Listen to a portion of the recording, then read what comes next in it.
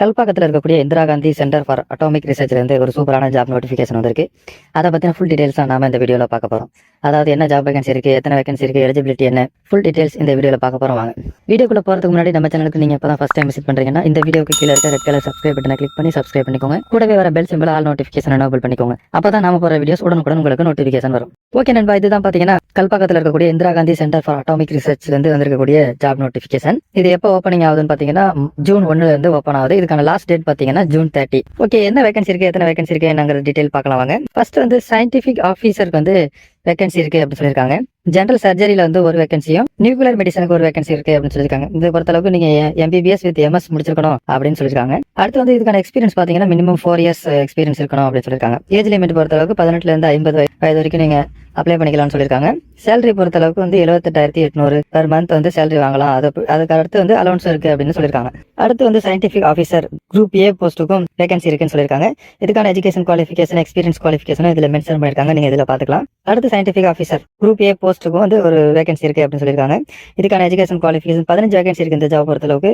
அன்ரிசர்வ்ல 10, OBC 2, SC 1, ST 1, EWS 1 அப்படின்னு சொல்லி மொத்தம் 15 வேகன்சி இருக்கு அப்படின்னு சொல்லியிருக்காங்க. இதுக்கு வந்து நீங்க MBBS முடிச்சிருக்கணும் அப்படின்னு சொல்லியிருக்காங்க. அடுத்து வந்து டெக்னிக்கல் ஆஃபீஸருக்கான வேகன்சி இருக்குன்னு சொல்லியிருக்காங்க. ஒரு வேகன்சி, இது வந்து OBC கேட்டகரியில வருது. இதுக்கு வந்து நீங்க PG டிகிரி இன் பிசியோதெரபி வந்து 50% மேல மார்க் எடுத்து பாஸ் பண்ணிருக்கணும் அப்படின்னு சொல்லியிருக்காங்க. ஏஜ் லிமிட் பாத்தீங்கன்னா 18 to 30. சேலரி பாத்தீங்கன்னா 47,600 பிளஸ் அலவன்ஸ் இருக்குன்னு சொல்லியிருக்காங்க. அடுத்து வந்து சயின்டிபிக் அசிஸ்டன்ட் வந்து ஒரு வேகன்சி இருக்குன்னு சொல்லியிருக்காங்க. இதுக்கு வந்து அன்ரிசர்வ் கேட்டகரியில தான் வருது. இதுக்கு வந்து post graduate in medical social work with 50% mark மேல எடுத்து பாஸ் பண்ணிருக்குன்னு சொல்லியிருக்காங்க. இதுக்கும் பாத்தீங்கன்னா சேலரி பாத்தீங்கன்னா 44,900. ஏஜ் லிமிட் பாத்தீங்கன்னா 18 to 30. அடுத்து வந்து நர்சிங்க்கு வந்து வேகன்சி இருக்குன்னு சொல்லியிருக்காங்க. நர்சிங் பொறுத்தளவு 27 வேகன்சி இருக்குன்னு சொல்லியிருக்காங்க. பாத்தீங்கன்னா அன்ரிசர்வ் கேட்டகரியில 10, OBC-ல 7, SC-ல 4, ST-ல 2, EWS-ல 4ன்னு சொல்லியிருக்காங்க. இதுக்கான எஜுகேஷன் குவாலிஃபிகேஷன் பாத்தீங்கன்னா நீங்க வந்து BSc நர்சிங் முடிச்சிருக்கணும். அப்படி இல்லைன்னா 12th முடிச்சுட்டு அதுக்கப்புறம் diploma in nursing 3 years course முடிச்சிருக்கணும் அப்படின்னு சொல்லியிருக்காங்க. அது மட்டும் இல்லாம நீங்க வேலிட் ரிஜிஸ்ட்ரேஷன் நர்ஸா வந்து ஸ்டேட் ஆர் சென்ட்ரல்ல வந்து ரிஜிஸ்டர் பண்ணிருக்கணும் அப்படின்னு சொல்லியிருக்காங்க. இதுக்கான ஏஜ் லிமிட் பாத்தீங்கன்னா 18 to 30. சேலரி பாத்தீங்கன்னா 44,900 பிளஸ் அலவன்ஸ் சொல்லியிருக்காங்க. அடுத்து வந்து சயின்டிபிக் அசிஸ்டன்ட்டுக்கு வந்து 6 வேகன்சி இருக்குன்னு சொல்லியிருக்காங்க. இது பேத்தாலஜில. இது வந்து நீங்க வந்து 60% மேல மார்க் எடுத்து BSc மெடிக்கல் லேப் டெக்னாலஜி முடிச்சிருக்கணும் அப்படின்னு சொல்லியிருக்காங்க. இதுக்கு age limit 18 to 30. Salary 35,400 plus allowance சொல்லியிருக்காங்க.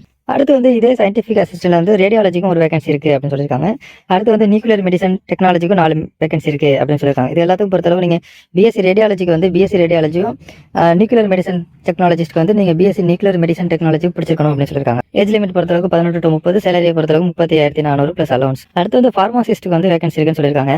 இதுக்கு பாத்தீங்கன்னா மொத்தம் 14 வேகன்சி இருக்கு. அன்ரிசர்வ்ல 8, OBC-ல 5, SC-ல 1, மொத்தம் 14 வேகன்சி இருக்கு. இதுக்கான எஜுகேஷன் குவாலிஃபிகேஷன் வந்து நீங்க பாத்தீங்கன்னா 12th முடிச்சுட்டு 2 years diploma in pharmacy plus 3 months training in pharmacy முடிச்சிருக்கணும் அப்படின்னு சொல்லியிருக்காங்க. அதாவது நீங்க 12th முடிச்சுட்டு டிப்ளமோ இன் ஃபார்மசி முடிச்சுட்டு 3 மாசம் ஏதாச்சும் ஒரு ஃபார்மசியில ஒர்க் பண்ண ட்ரைனிங் பண்ண எக்ஸ்பீரியன்ஸ் இருக்கணும் அப்படின்னு சொல்லியிருக்காங்க. இதுக்கு ஏஜ் லிமிட் பாத்தீங்கன்னா 18 to 25. இதுக்கான சேலரி பாத்தீங்கன்னா 29,200 பிளஸ் அலவன்ஸ் சொல்லியிருக்காங்க. அடுத்து வந்து டெக்னீஷியனுக்கு வந்து வேகன்சி இருக்கு அப்படின்னு சொல்லியிருக்காங்க. மொத்தம் வந்து 3 வேகன்சி இருக்கு. இதுக்கு வந்து மினிமம் வந்து நீங்க 60% மேல மார்க் எடுத்து 12th பாஸ் பண்ணிட்டு போதும் அப்படின்னு சொல்லியிருக்காங்க. அது மட்டும் இல்லாம 1 year கோர்ஸ் வந்து பிளாஸ்டர் ஆர்த்தோபேட்டிக் வந்து முடிச்சிருக்கணும் அப்படின்னு சொல்லியிருக்காங்க. ECG டெக்னீஷியனுக்கு வந்து நீங்க அதே போல 12th 60% மேல மார்க் எடுத்து 1 year சர்டிபிகேட் கோர்ஸ் வந்து ECG டெக்னீஷியன் ட்ரேட்ல முடிச்சிருந்தா போதும் அப்படின்னு சொல்லியிருக்காங்க. அதே போல கார்டியா சோனோகிராஃபி டெக்னீஷியனுக்கும் வந்து பாத்தீங்கன்னா நீங்க 60% மேல மார்க் எடுத்து 12th பாஸ் பண்ணிருக்கணும். 1 year சர்டிபிகேட் கோர்ஸ் முடிச்சிருக்கணும் அப்படின்னு சொல்லியிருக்காங்க. இதுக்கான ஏஜ் லிமிட் பாத்தீங்கன்னா 18 to 25. சேலரி பொறுத்தளவுக்கு 21,700 பிளஸ் அலவன்ஸ் இருக்குன்னு சொல்லியிருக்காங்க.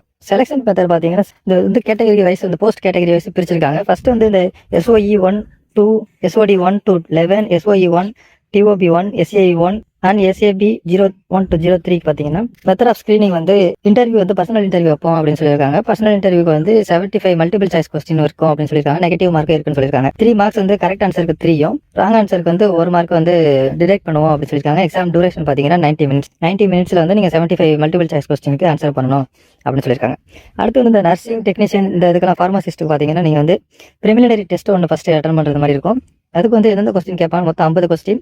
அதுல வந்து மேத்தமெட்டிக்ஸ்ல இருந்து 20 கொஸ்டினும், சயின்ஸ்ல இருந்து 20, ஜெனரல் அவேர்னஸ்ல இருந்து ஒரு 10 கொஸ்டினும் கேட்பாங்க அப்படின்னு சொல்லியிருக்காங்க. இதுக்கும் பாத்தீங்கன்னா வந்து 3 marks வந்து ஒரு கொஸ்டினுக்கு 3 marksம், ராங் ஆன்சருக்கு வந்து ஒரு நெகட்டிவ் மார்க் இருக்கு அப்படின்னு சொல்லியிருக்காங்க. நீங்க பிரிமினரி டெஸ்ட் முடிச்சதுக்கு அப்புறம் அட்வான்ஸ் டெஸ்ட் இருக்கு அப்படின்னு சொல்லியிருக்காங்க. அதுக்கு அடுத்து பாத்தீங்கன்னா ட்ரேட் ஸ்கில் டெஸ்ட்டும் இருக்கு. மொத்தம் 3 ஸ்டேஜ் இருக்கு இந்த இதுக்கு அப்படின்னு சொல்லியிருக்காங்க செலக்ட் பண்றதுக்கு. ஏஜ் லிமிட் பொறுத்த அளவுக்கு பாத்தீங்கன்னா SC ST கேட்டகரிக்கு 5 years ஏஜ் ரிலாக்சேஷன் இருக்கு. OBC-க்கு வந்து 3 years ஏஜ் ரிலாக்சேஷன் இருக்கு. அடுத்து வந்து PWBD-க்கு வந்து பாத்தீங்கன்னா 10 years ஏஜ் ரிலாக்சேஷன் இருக்கு அப்படின்னு சொல்லியிருக்காங்க. இப்போ வந்து பிடபிள்யூபிடியில் வந்து ஓபிசி கேட்டகரி அண்ட் எஸ்சி கேட்டகரிக்கு வந்து 3 இயர்ஸும், அடுத்து வந்து பிடபிள்யூபி ஓபிசிக்கு வந்து 13 இயர்ஸ் வந்து ஏஜ் ரிலாக்ஸேஷன் இருக்குது அப்படின்னு சொல்லியிருக்காங்க. அடுத்து வந்து இந்த அப்ளிகேஷன் ஃபீஸ் வந்து ஃபஸ்ட்டு சம் கேட்டகரிக்கு வந்து 300, ஒரு சில கேட்டகரிக்கு வந்து 200, ஒரு சில போஸ்ட்டுக்கு வந்து நீங்கள் 100 வந்து பே பண்ணுறது மாதிரி இருக்கும் அப்படின்னு சொல்லியிருக்காங்க. இதை பொறுத்தவரை SC, ST, PWBD and woman கேண்டிடேட்ஸ்க்கு வந்து நீங்கள் எந்த ஒரு ஃபீஸும் பே பண்ண தேவையில்லை. அடுத்து வந்து எக்ஸாம் வந்து கம்ப்யூட்டர் பேஸ்ட் டெஸ்ட் இருக்கும்னு சொல்லியிருக்காங்க. அது வந்து இந்தியா இங்கிலீஷில் இருக்கும் அப்படின்னு சொல்லியிருக்காங்க. ஆன்லைன் அப்ளை பண்ணும்போது நீங்கள் வந்து உங்களோட self attest certificate, experience certificate எல்லாமே வந்து நீங்கள் அட்டாச் பண்ணுறது மாதிரி இருக்கும் அப்படின்னு சொல்லியிருக்காங்க. அதாவது ஆன்லைன் அப்ளிகேஷன் ஃபார்ம் டவுன்லோட் பண்ணி நீங்கள் வந்து செல்ஃப் அட்டஸ்ட் சர்டிஃபிகேட் எல்லாத்தையும் அட்டாச் பண்ணி அவங்களுக்கு வந்து ஸ்பீட் போஸ்ட் ரிஜிஸ்டர் போஸ்ட்டில் வந்து அவங்களுக்கு அனுப்பணும்னு சொல்லியிருக்காங்க. அதாவது ஜூலை 8க்குள்ளே வந்து அவங்களுக்கு அனுப்பணும் அப்படின்னு சொல்லியிருக்காங்க. அவங்களுக்கான அட்ரஸும் அவங்களுக்கு மென்ஷன் பண்ணியிருக்காங்க. அதாவது assistant personal officer, recruitment section, 3rd floor Homi Baba building, Indira Gandhi center for atomic research, Kalpakkam, Chengalpattu district, Tamil Nadu அப்படிங்கிற அட்ரஸ்க்கு நீங்கள் வந்து 8ஆம் தேதிக்குள்ள உங்களோட அப்ளிகேஷன் வந்து சப்மிட் பண்ணுறது மாதிரி இருக்கும். இதுக்கு வந்து ஆன்லைன் எக்ஸாம் சென்டர் எங்கே இருக்குன்னு பார்த்தீங்கன்னா தமிழ்நாடு பொறுத்தளவுக்கு சென்னை, கோயம்புத்தூர் அண்ட் மதுரையில் இருக்குது. அது மட்டும் இல்லாமல் விசாகப்பட்டினம், திருவனந்தபுரம்லையும் இருக்குது அப்படின்னு சொல்லியிருக்காங்க. அப்ளை பண்ணுறது எப்படின்னு பார்த்தீங்கன்னா நீங்கள் வந்து ஜூன் 1லேருந்து ஜூன் 30 வரைக்கும் வந்து அஃபிஷியல் வெப்சைட்டில் போய் அப்ளை பண்ணிக்கலாம் அப்படின்னு சொல்லியிருக்காங்க. இந்த அப்ளை பண்ணுற லிங்க்கும் வந்து நம்ம வீடியோட டிஸ்கிரிப்ஷனில் இருக்குது, செக் பண்ணி பாருங்கள். கேண்டிடேட் வந்து பர்சனல் இன்டர்வியூஸ் போகும்போது நீங்கள் வந்து original + 1 set of self attested certificate வந்து ஃபோட்டோ காப்பி வந்து எடுத்துகிட்டு போகணும் அப்படின்னு சொல்லியிருக்காங்க.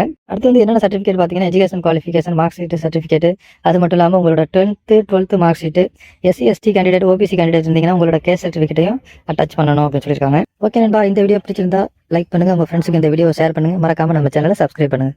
மீண்டும் வேறு ஒரு நல்ல ஜாப் நோட்டிஃபிகேஷனோட சந்திப்போம். நன்றி, வணக்கம்.